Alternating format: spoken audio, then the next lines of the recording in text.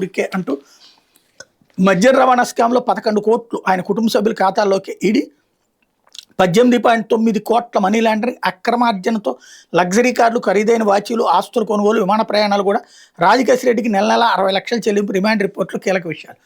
ఒక పెద్ద విశేషం ఏంటంటే 5 సంవత్సరాల్లో ఇలా దీంది ఆఫ్టర్ ఆల్ 11 కోట్ల. ఎందుకంటే వాళ్ళ నెలకే తిని పడేస్తున్నారు కదా, దీన్ని ఒక పెద్ద కుంభకోణంగా ఎక్స్పోజ్ చేయడం. ఇంకోటి రేపు పొద్దున అది నిలుస్తుందా చస్తుందా అన్నది కూడా డౌటే. నెంబర్ 1. నెంబర్ 2 వచ్చేటప్పటికి జగన్ మొత్తం తినేశాడని చెప్పి మధ్యలో ఇప్పుడు ఇన్ని పేర్లు వచ్చినాయి, ఇంతమంది తిన్నారంటున్నారు. జగన్ వీళ్ళందరికీ పంచిపెట్టాడా, జగన్కి తెలియకుండా వీళ్ళందరూ తిన్నారా? అది కదా $1 మిలియన్ ప్రశ్న.